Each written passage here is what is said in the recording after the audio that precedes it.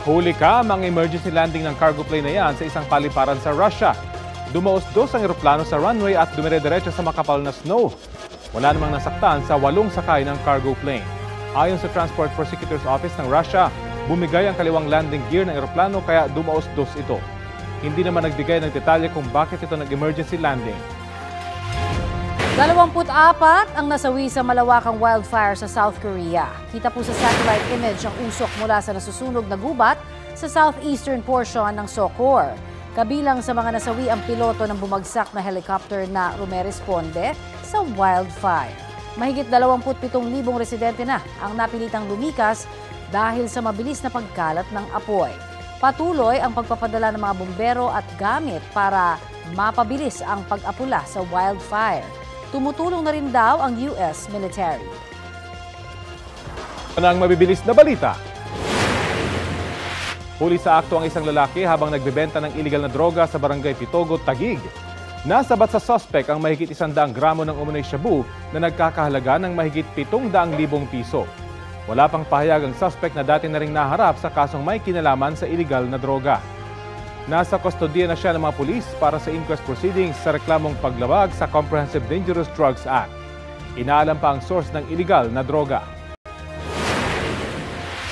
Arestado sa magkahiwalay na buy-bust operation ng 2 lalaki sa Taytay, Rizal dahil sa pagbebenta ng iligal na droga. Sa Barangay San Juan, huli ang isang suspect na itinuturing na high-value individual. Nakuha sa kanya ang 30 gramo ng umano'y shabu na nagkakahalaga ng mahigit 200,000 piso at isang baril at mga bala. Tumanggi siyang magbigay ng pahayag. Sa Barangay Santa Ana naman, huli ang isang tulak umano ng iligal na droga. Nasabat sa kanya ang 10 gramo ng umano'y shabu na nagkakahalaga ng halos 70,000 piso at isa ring baril. Umamin ang suspect na bumalik siya sa pagbebenta. Mahaharap sila sa kasong paglabag sa Comprehensive Dangerous Drugs Act. Naku mga mare at pare, mukhang may gustong umagaw sa career ko.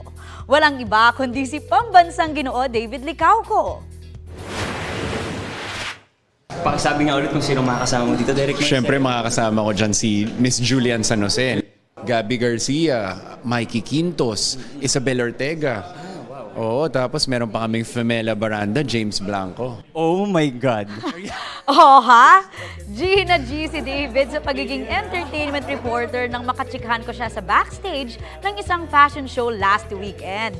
Na on the spot niya, ang ini-interview ko rin na si Derek Monasterio tungkol sa GMA Network's First View original series na Slay. Showing na yan sa GMA Prime tuwing 9:25 ng gabi. 11:25 PM naman ang delayed telecast dito sa GTV. Mapapanood din ang Slay sa View Philippines. Para sa Global Pinoys, pwedeng mapanood ang serye sa GMA Pinoy TV. Rodrigo Roa Duterte.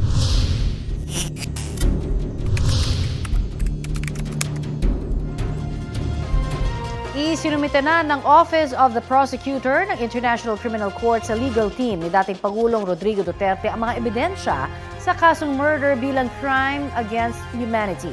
181 items ang ibinahagi ng ICC prosecutor sa depensa nitong March 21. Alinsunod po yan sa utos ng ICC Pretrial Chamber 1. Confidential pa ang mga naturang ebidensya. Kapag nasuri na ng defense team ng dating Pangulo ang mga ebidensya, kailangan nila magsumite ng kanilang mga obserbasyon tungkol dyan hanggang April 11.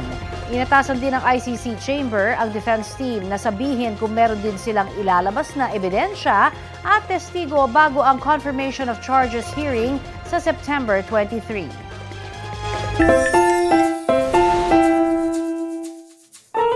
Mga maret pare, kaysa magpalipas ng oras ng nakatambay o sa walang saysay, spend your time na lang sa makabuluhang bagay.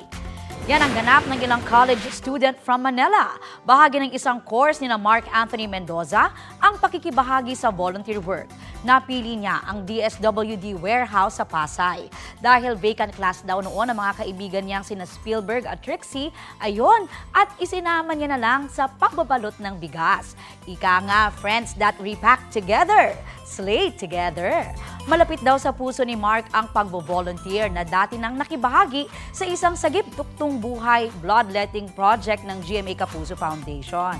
Wow! Ang video ng barkadang repackers, 1.3 million na ang views. Aba, pak na trending.